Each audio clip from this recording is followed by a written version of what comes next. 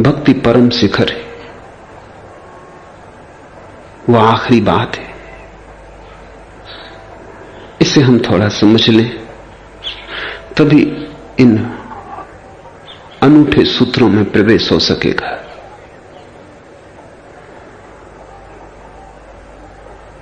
तुम शरीर हो,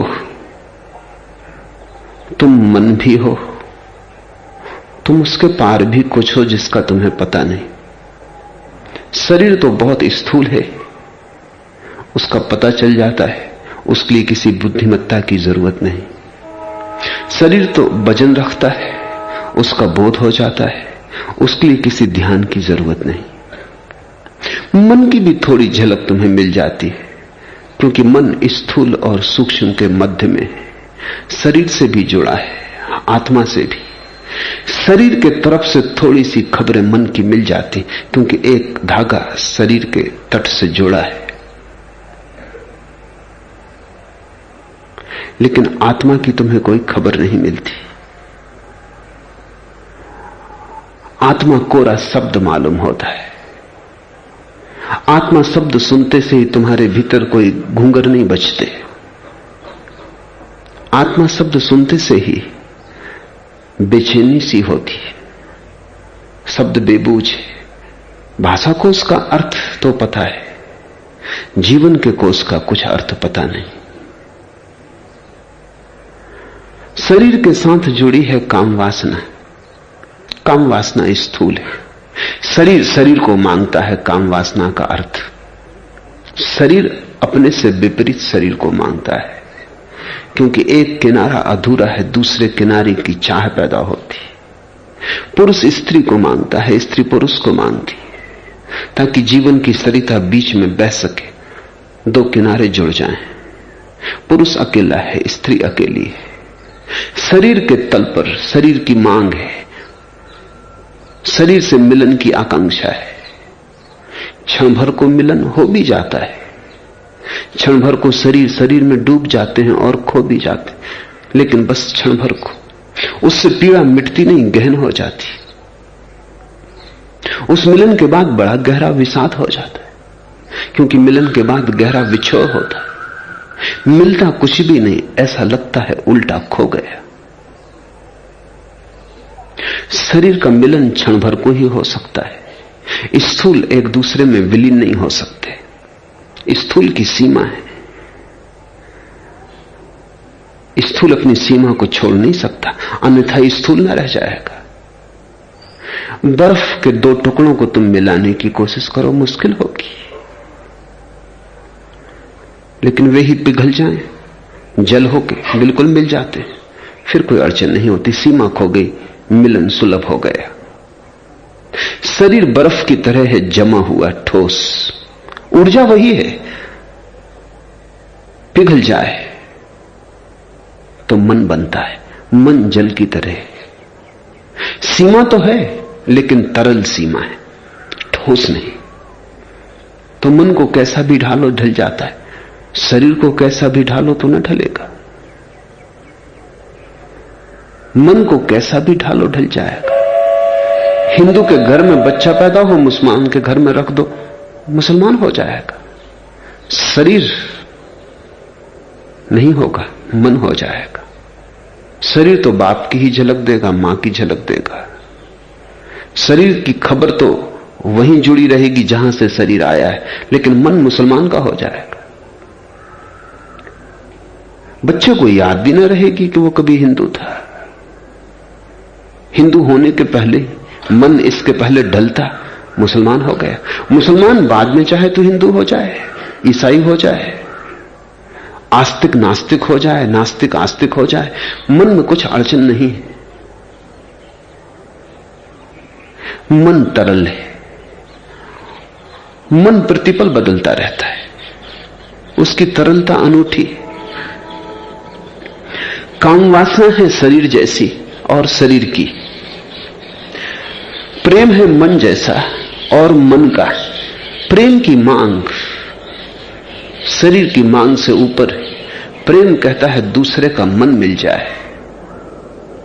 प्रेम करने वाला वैश्या के द्वार पर न जाएगा, ये बात ही बेहूदी मालूम पड़ेगी, ये बात ही संभव नहीं, ये सोच भी बेहुदा मालूम पड़ेगा। लेकिन काम वासना से भरा व्यक्ति वेश्या के घर चला जाएगा। शरीर की ही मांग है, शरीर खरीदा जा सकता है, मन खरीदा नहीं जा सकता। शरीर जड़ है, मन थोड़ा थोड़ा चेतन है, इसलिए इतना नीचा नहीं उतरा जा सकता कि खरीद और बेच की जा सके। मन प्रेम मांगता है, कोई जो अपना सर्वस्व देने को तैयार हो बिना किसी शर्त के। मन अपने को किसी को दे देना चाहता है, बेशर्त लुटा देना चाहता है। मन की मांग प्रेम की है। मन जब दो मिलते हैं तो जो रस पैदा होता है उसका नाम प्रेम है। जब दो शरीर मिलते हैं तो जो रस पैदा होता है उसका नाम काम है। फिर मन के भी पार तुम्हारा अस्तित्व है, आत्मा का।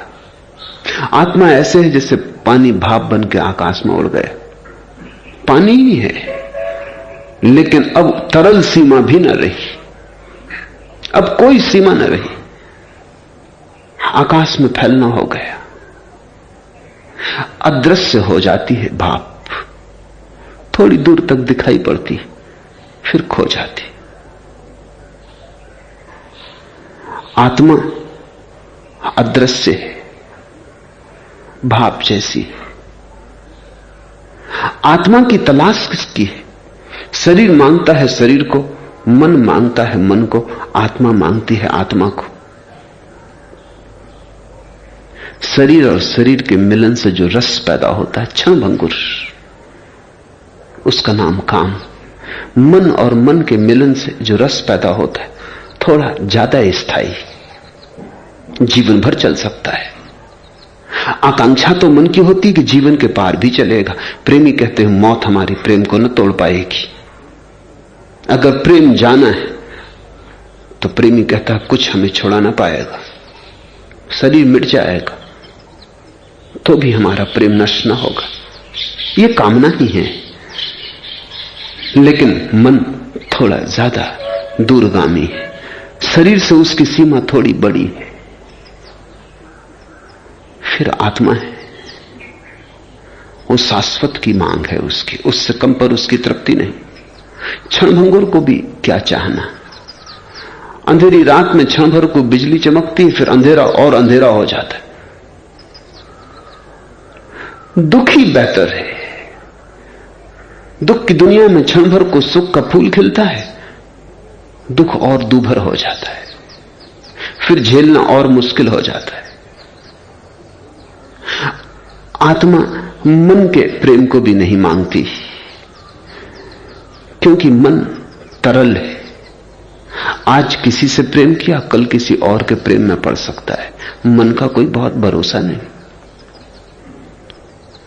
जब प्रेम में होता है तो ऐसा ही कहता है अब तेरे सिवाय किसी को कभी प्रेम ना कर सकूंगा, अब तेरे सिवाय मेरे लिए कोई और नहीं।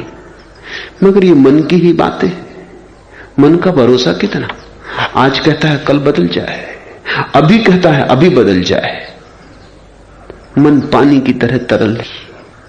आत्मा और आत्मा के मिलन पर जो रस पैदा होता है उसका नाम भक्ति। शरीर की सीमा है ठोस, मन की सीमा है तरल, आत्मा की कोई सीमा नहीं। काम क्षणभंगुर है, प्रेम थोड़ा दूर तक जाता, थोड़ा स्थायी हो सकता है, भक्ति शाश्वत है।